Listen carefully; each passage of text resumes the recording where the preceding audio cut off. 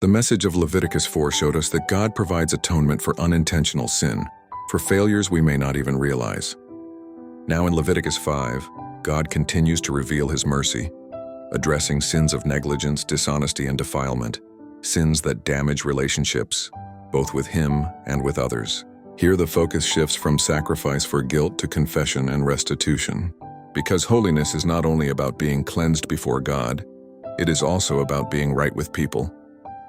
The Lord said to Moses, "If anyone sins because they do not speak up when they hear a public charge to testify regarding something they have seen or learned, they will be held responsible." In other words, silence can be sin. If someone knew the truth but remained quiet when justice required them to speak, they shared in the guilt. God's holiness demands truth, even when it's inconvenient or uncomfortable. The Lord then gave more examples. If someone touched anything ceremonially unclean, the carcass of an unclean animal, or any human uncleanness, or if they swore carelessly, making a rash oath, even unknowingly, when they realized their guilt, they were to confess what they had done. This is the first time in Leviticus the word confess appears, and it's vital. Confession bridges guilt and grace. It is the act of aligning our lips with God's truth. A sin covered is a wound unhealed. A sin confessed is a burden released. Once the sinner confessed, they were to bring a guilt offering, typically a female lamb or goat as a sin offering, and the priest would make atonement for them, and they will be forgiven. If the person could not afford a lamb, they could bring 2 doves or pigeons, one for a sin offering and the other for a burnt offering. And if even that was beyond their means, they could bring 1/10 of an ephah of fine flour, the same kind of flour used in the grain offering. God's mercy made sure that no one was too poor to find forgiveness.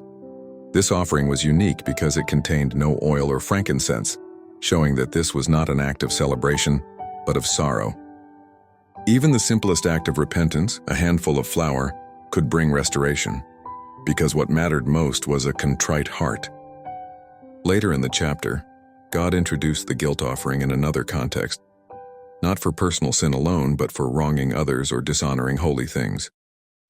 If anyone sins unintentionally in regard to any of the Lord's holy things, they must bring to the Lord a ram without defect from the flock, along with the equivalent value in silver, according to the sanctuary shekel. This included failing to give tithes, misusing sacred items, or showing neglect toward God's offerings. The sinner was not only to offer a sacrifice but to make restitution, paying back the amount owed plus an additional fifth, 20%. This principle extended to all acts of deceit, theft, or unkept promises that caused harm. God required that restitution be made first and then the offering presented, because repentance is not only about saying "I'm sorry," but also about making things right. The guilt offering revealed that sin always has a cost. It damages both relationships and trust. But it also revealed God's heart of restoration. His goal was not to condemn, but to repair what sin had broken. Ultimately, the guilt offering points again to Jesus Christ, who paid the full debt of our sins.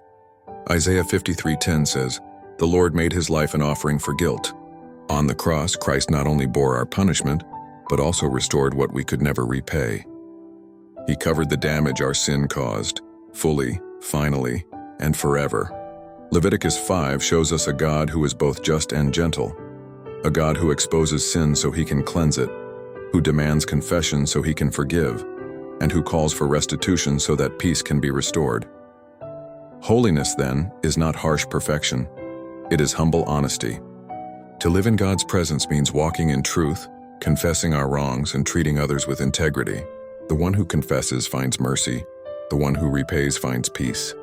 Next comes Leviticus 6, where we continue with the laws for the guilt offering and learn how God calls His priests to handle the sacred fire and daily offerings before Him.